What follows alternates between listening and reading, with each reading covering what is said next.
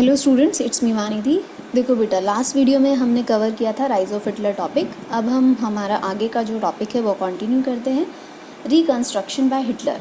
देखो अब तक क्या हो रहा है जर्मनी में। हमने नाजिज़म आइडियोलॉजी देखी और जो हिटलर का राइज जो था उसका पीछे का बैकग्राउंड देखा।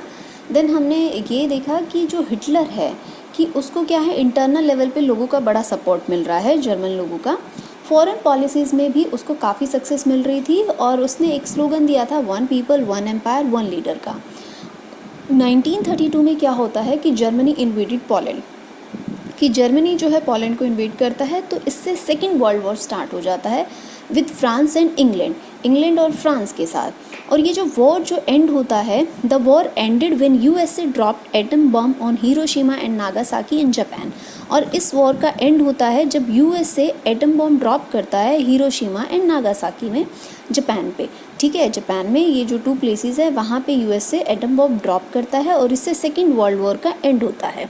अब देखिए, जैसे ही सेकेंड वर्ल्ड वॉर एंड होता है तो इससे जर्मनी की तो डिफ़ीट होती है। तो यहाँ पे हिटलर को ये समझ में आ जाता है कि अब उसके साथ कुछ अच्छा होने नहीं वाला है, तो उसको काफ़ी एम्बैरेसिंग लगता है।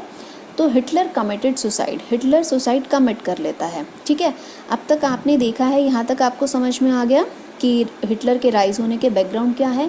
फाइनली जर्मनी जो 2 टाइम्स दोनों ही बार वर्ल्ड वॉर में इंगेज होता है, फर्स्ट वर्ल्ड वॉर में, सेकेंड वर्ल्ड वॉर में।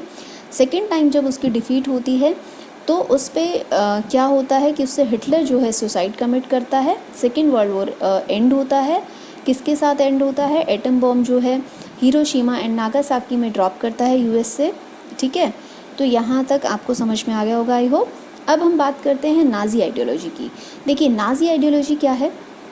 According to Nazi ideology only Aryans were the finest races, कि जो आर्यंस थे वही सबसे अच्छी रेसेस हैं जो डिज़ायरेबल हैं। ठीक है, और जूइस जो हैं और जो अदर रेसेस हैं वर द अनडिज़ायरेबल्स और द मोस्ट वर्स्ट पीपल, कि उनकी ना ही ज़रूरत है और वो सबसे वर्स्ट पीपल हैं। That was according to Nazi ideology. अब देखिए, तो हिटलर क्या करता है, Hitler used many of processes to kill Jews, कि वो बहुत सारे प्रोसेस यूज़ करता है जूइस को मारने के लिए। जैसे ही send them to concentration camp भेजता है, गैस चैम्बर्स में भेजता है, started many programs for killing, example euthanasia. Euthanasia means कि जो पीपल मेंटली या फिजिकली डिसेबल हैं उनको भी हिटलर मरवा देता है। ठीक है, तो ही कमिटेड क्राइम अगेंस्ट ह्यूमैनिटी, जिसे बोला जाता है कि उसने इतने मास लेवल पे लोगों को मरवाया था। बिकॉज अकॉर्डिंग टू हिटलर जो आर्यंस हैं वही जो हैं डिज़ायरेबल हैं, बाकी जूइस जो अदर रेसेस हैं वो अनडिज़ायरेबल हैं।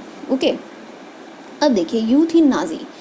According to Hitler the youth were the leaders of tomorrow, कि जो यूथ है वो कल के लीडर हैं।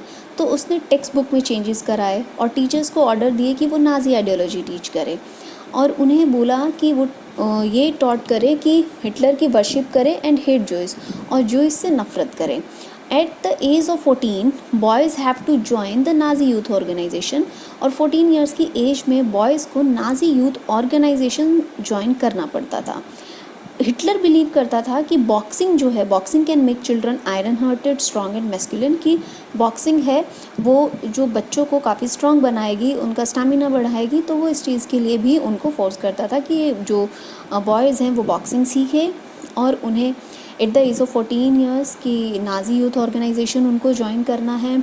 तो इस तरह के चेंजेस जो हैं हिटलर ने करवाए थे। तो यूथ के ऊपर भी हिटलर का काफ़ी इम्पेक्ट था और वो ये ज़रूर ध्यान रखता था कि 14 ईयर्स के एज के जो बॉयज़ हैं वो नाजी यूथ ऑर्गेनाइजेशन को ज्वाइन करें। तो इस चैप्टर में देखो, यहीं तक का आपका सारा था कि ये चैप्टर हमारा फिनिश हो रहा है, जिसमें हमने बात की सबसे पहले नाजिज़म की, राइज ऑफ हिटलर के पीछे के बैकग्राउंड की, देन हिटलर का राइज, जर्मनी का इंगेज होना, दोनों वर्ल्ड वॉर में डिफीट होना, फाइनली हिटलर का सुसाइड कमिट करना, देन नाजी आइडियोलॉजी हमने देखा, फिर यूथ इन नाजी देखा। तो अब आप क्या करेंगे, इन सभी टॉपिक्स को आप सारा का सारा चैप्टर एक बार गो थ्रू करेंगे, इन टॉपिक्स को समझने की कोशिश करेंगे। और इस वीडियो को फिर से आप एक बार, अगर कोई प्रॉब्लम है तो आप इसे फिर से देखिए, पॉज करके देखिए, नोट्स बनाइए। ठीक है, तो ओके बेटा, गुड लक। चैप्टर हमारा फिनिश होता है यहीं पे और आप इस पूरे चैप्टर को अच्छे से गो थ्रू करिए। Okay students.